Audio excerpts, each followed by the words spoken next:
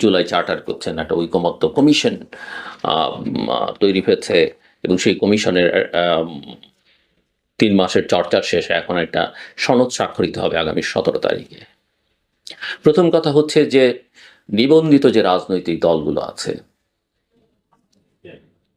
আমার হিসেব যা বলে অন্তত 30টি রাজনৈতিক দল এই ডায়ালগের প্রসেসের মধ্যে ছিল না, যাদেরকে ডাকাই হয়নি। আচ্ছা, 30টির মধ্যে আপনি ধরেন যে আওয়ামী লীগকে সরকারি আদেশে, নির্বাহী আদেশে তার কার্যক্রম স্থগিত করা হয়েছে, আওয়ামী লীগকে আপনি বাদ রাখলেন, বাকিরা নেই। যাদের নিয়ে চর্চা করা হয়েছে, এই ডায়ালগ হয়েছে বা ধারণা করা হচ্ছে যারা সবাই মিলে এখন স্বাক্ষর করবেন, আমার ধারণা মোটামুটি বেশ কয়েকটি না হলেও অন্তত কয়েকটি রাজনৈতিক দল, 4-5-7টা হতে পারে, তারা এই সনদে স্বাক্ষর করবেন না 17 তারিখে।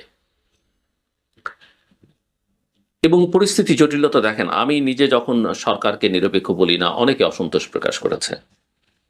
এখন এনসিপি বলে যে এই সরকার নিরপেক্ষ নয়, তারা উপদেষ্টাদের বিরুদ্ধে প্রতিনিয়ত কথা বলছে, এবং উপদেষ্টাদের এক্সিট নিয়েও এনসিপি নেতারা কথা বলছেন, স্বয়ং নাহিদ ইসলাম কথা বলছেন। বিএনপি প্রশ্ন তুলছে যে কোনো উপদেষ্টার কার্যক্রম তাদের ভালো লাগছে না,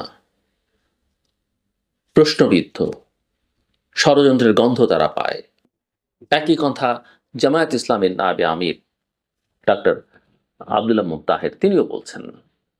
তিনি তো আরো ভয়ঙ্কর কথা বলেছেন, এই উপদেষ্টারা ষড়যন্ত্রে লিপ্ত, এই উপদেষ্টারা কে কি বলছেন, কার সঙ্গে কি আছে যোগাযোগ, তাদের সবকিছু রেকর্ড করা আছে এবং সময় মতো ছেড়ে দেওয়া হবে। অর্থাৎ আমরা যে ফোন আলাপ রেকর্ডের কথা বলি বা বিভিন্ন মিটিংয়ে এই যে লুকিয়ে অন্যের কথা ধারণ করবার কথা বলি, যেগুলো নিয়ে আমরা দীর্ঘদিন সমালোচনা করছিলাম, সেটা হয়ে গেছে অলরেডি। কিন্তু সেই সমালোচনার চেয়ে বড় কথা যে এই উপদেষ্টাদের বিরুদ্ধে অনেক কিছু রেকর্ড করা আছে এবং সেটা তারা প্রচার করে দেবেন। সেটা প্রচার করলে আমি মনে করি যে মিস্টার আব্দুল্লাহ তাহের, অন্তত এটুকু আমি বিশ্বাস করি, আমি তাকে খানিকটা ব্যক্তিগতভাবে চিনিও, তিনি আমার শোতেও আগে এসেছেন, অনেক আগে, তিনি মিথ্যে বলছেন না, অন্তত এই জায়গায় মিথ্যে বলছেন না। চিত্রটা কি দাঁড়াবে?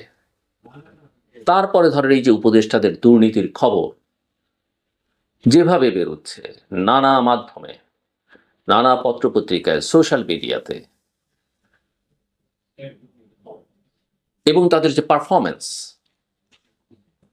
এবং তাদের একটা বড় অংশই যে কোনো দিন আপনি বিবেচনা করলে দেখবেন দেশের বাইরে। কেন তারা দেশের বাইরে? কি তারা অর্জন করছেন? কি দেশের জন্য নিয়ে আসলেন? আমি বাইরের দুনিয়া থেকে দুঃসংবাদ ছাড়া কোনো ভালো সংবাদ বাংলাদেশের জন্য দেখি না।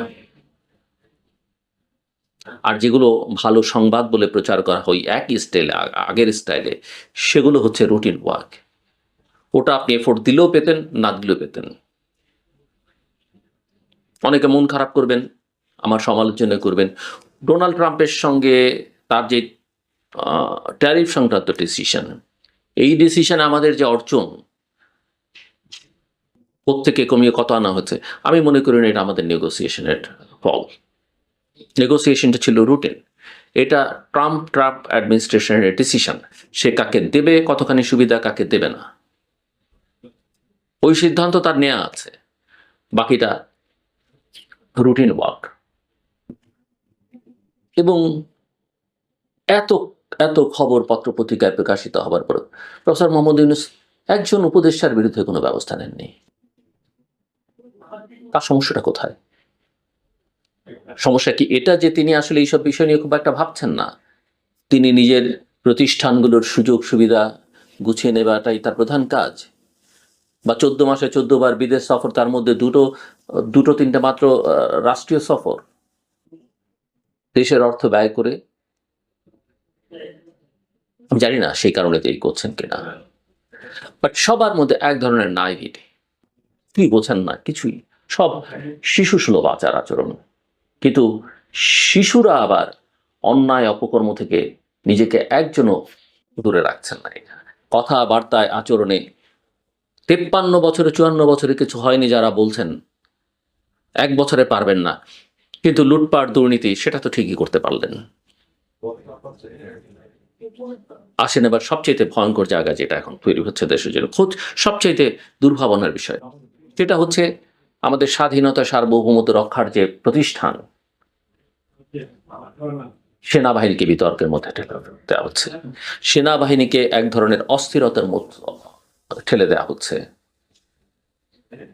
আমরা কোনো অবস্থাতেই ৭৫-এর পুনরাবৃত্তি চাই না। আমরা আমাদের সেনাবাহিনী সুশৃঙ্খল, ইয়েস, কথা বলতে দ্বিধা নেই। আমি বিশ্বাস করি আমাদের সেনাবাহিনীর যারা আছেন তারাও এতে মন খারাপ করবেন না বা অস্বীকার করবেন না যে সেনাবাহিনীর কতিপয় সদস্যের বিভিন্ন সময়ে সেই স্বাধীনতা উত্তর কাল থেকেই পর থেকেই কারো কারো ভূমিকা সেনাবাহিনীকে প্রশ্নবিদ্ধ করেছে, বিতর্কিত করেছে। তাদের কারো বিচার হয়েছে, কারো বিচার হয়নি। বিচারটা হওয়া দরকার, কিন্তু সেটা অফকোর্স সেনাবাহিনীর শৃঙ্খলা বজায় রেখে তার আইনের মধ্য থেকে সেটা করা উচিত।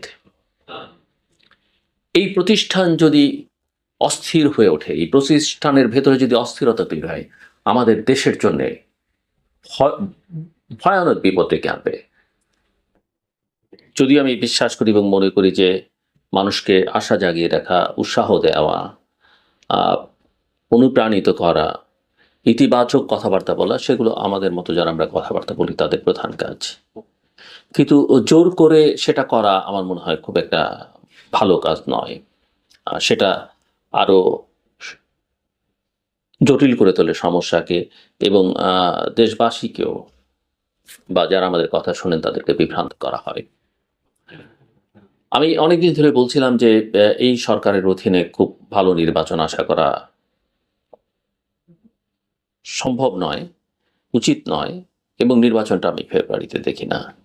আমি আমার কথা থেকে একদমই সরে যাইনি। আমি ফেব্রুয়ারিতে নির্বাচন দেখি না। যদি কোনো নির্বাচন হয়ও সেটা আসলে কোনো মানদণ্ডেই একটা নির্বাচন হবে, একটা ফার্স্ট সিলেকশন হতে পারে, এবং এই নির্বাচনের ফলাফলও যেভাবে দেখছেন সেভাবে হবে মনে করবার কোনো কারণ নেই। এবং নির্বাচনের দিনও ভণ্ডুল হয়ে যাবার আশঙ্কা আছে, অনেক ক্যাজুয়ালিটির আশঙ্কা আমি করি। এবং যে কথা আমি শুরু থেকেই বলছিলাম, আমি আবারও পরিষ্কার করি, কোনো রাজনৈতিক দলের সঙ্গে আমার কোনো সম্পর্ক নেই। আমি কখনো রাজনীতি করব না। ছাত্র জীবনে করেছি, ছাত্র জীবন ছেড়েছি। বিএনপি দিন যত যাবে তার গ্রাউন্ড সে লুজ করবে এবং তার সম্ভাবনাটা নষ্ট হয়ে যাবে। এবং ফেব্রুয়ারিতে নির্বাচন হলে সেটা আমার ধারণা ফলাফলের মধ্য দিয়েও